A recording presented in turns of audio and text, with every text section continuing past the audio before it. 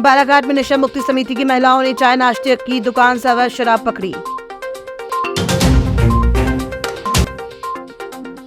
पेंशनरों ने जिला व संभाग स्तर के पेंशन कार्यालय बंद करने के आदेश का विरोध किया। और पति की लंबी उम्र के लिए महिलाओं ने रखी हड़ताल का व्रत। बालाघाट की गोंगलई मंडी में चाय नाश्ता की दुकान पर नशा मुक्ति समिति की महिलाओं ने अवैध शराब बेचने की सूचना पाई। पहले भी उन्हें शराब न बेचने की चेतावनी दी गई थी। मंगलवार सुबह महिलाओं ने दुकान में छापा मारकर बाइक में रखी देसी मसाला शराब पकड़ी और पुलिस को सूचना दी। पुलिस ने दुकान संचालक मोनू उर्फ मनीष सुंदरकर और सहयोगी गंगा सेंद्रे को गिरफ्तार कर आबकारी अधिनियम के तहत कार्रवाई की।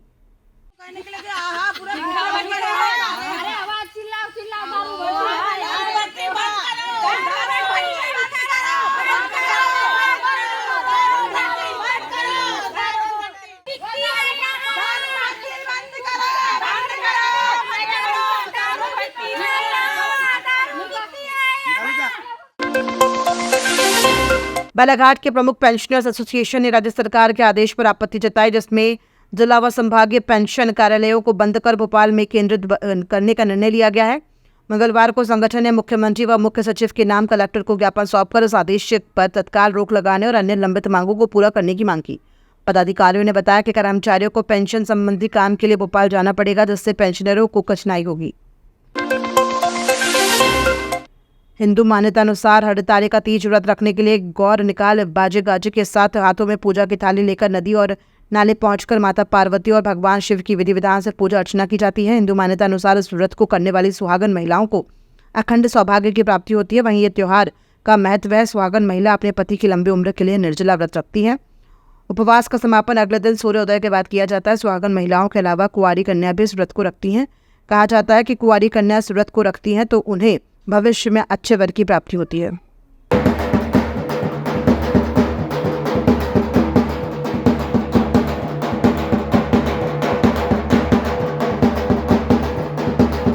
ये गौर हम बालू रेत की निकाल कर के ले आते हैं। अपने सभी सुहागन महिलाएं लोग अपने पति की दीर्घ आयु के लिए यह व्रत रखती हैं और इस व्रत को निरंकार रखा जाता है। व्रत रखा जाता है, इसमें शंकर पार्वती की पूजा की जाती है। सुबह एक दिन पहले सुबह गौर निकाल करके लेकर के रात में पूजा वूजा करते हैं और जागरण रखते हैं और दूसरे दिन सुबह नहा धो करके पूजा करके विसर्जित करते हैं। ये हमारी भारतीय संस्कृति का एक अहम हिस्सा है ना। इसे हमारे भारतीय जो हिंदू धर्म के अंतर्गत जो भी महिलाएं आती है इस व्रत को सुहागन महिलाएं, कुंवारी लड़कियां इस व्रत को रखती है। सुबेरे हम इसे 5 बजे 4 बजे रात को उठ के स्नान करते हैं और कोई कुआं या नदी तालाब में बालू की गौर निकालने को जाते हैं। मुख्यालय से लगभग 6 किलोमीटर दूर ग्राम मेरेगांव में 26 अगस्त को प्रातः 7 बजे वैनगंगा मुख्य नहर के तट पर हरतालिका व्रत का आयोजन किया गया। कुंवारी कन्याएं और विवाहित महिलाएं अपने पति की लंबी उम्र और सौभाग्य के लिए गौर पूजन में जुटी। भाद्र पक्ष की शुक्ल तृतीया को हस्त नक्षत्र में मनाया जाने वाला ये व्रत स्त्रियों द्वारा निराहार रखकर सुहाग की वस्तुएं अर्पित कर और हरतालिका तीज की कथा सुनकर किया गया। सभी ने विधि विधान से शिव और पार्वती की पूजा की। गौर विसर्जन 27 अगस्त को प्रातः नहर के तट पर किया जाएगा।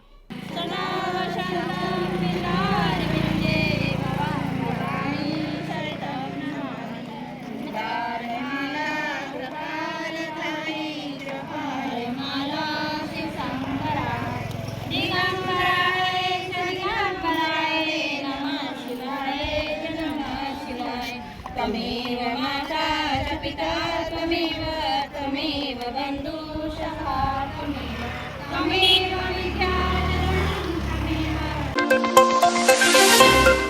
मध्य प्रदेश के रतलाम जिले में आयोजित 11वीं पेचक सिलाट जूनियर राज्य स्तरीय चैंपियनशिप प्रतियोगिता में बालाघाट जिले के खिलाड़ियों ने उत्कृष्ट प्रदर्शन करते हुए 17 मेडल प्राप्त किए हैं, जिसमें 6 गोल्ड, 6 सिल्वर और 5 ब्रॉन्ज मेडल शामिल हैं। जिले के इन खिलाड़ियों ने बेहतर प्रदर्शन कर कर्नाटक राज्य में आयोजित राष्ट्रीय स्पर्धा में अपनी जगह बनाई है। ये खिलाड़ी 26 से 28 सितंबर तक आयोजित इस स्पर्धा में मध्य प्रदेश का प्रतिनिधित्व करेंगे। पेचक सिलाट एसोसिएशन बालाघाट के सचिव प्रवीण नन्हेट ने बताया कि स्पर्धा में शामिल होने के बाद खिलाड़ियों का दल 25 अगस्त की रात्रि को बालाघाट पहुंचा है। अब ये खिलाड़ी राष्ट्रीय स्तर की स्पर्धा में शामिल होने के लिए तैयारी में जुट जाएंगे। लालबरा क्षेत्र के ग्राम बोरी के ग्रामीणों ने मंगलवार को जिला मुख्यालय पहुंचकर कलेक्टर से मुलाकात की और मत्स्य विभाग कार्यालय से गायब हुए जाति प्रमाण पत्रों की शिकायत की। उन्होंने बताया कि विकासखंड की मछुआ सहकारी समितियों के पात्र सदस्यों के निष्कासन के लिए कलेक्टर ने जिला व ब्लॉक स्तरीय समिति बनाई थी।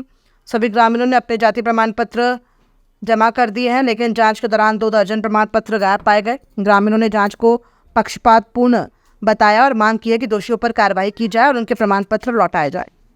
मत्स्य विभाग और उपपंचायत में जो हमने दस्तावेज जमा किए हैं, हमारे जाति प्रमाण पत्र, और उसकी जांच हुई तो हमारे जाति प्रमाण पत्र गायब हो गए।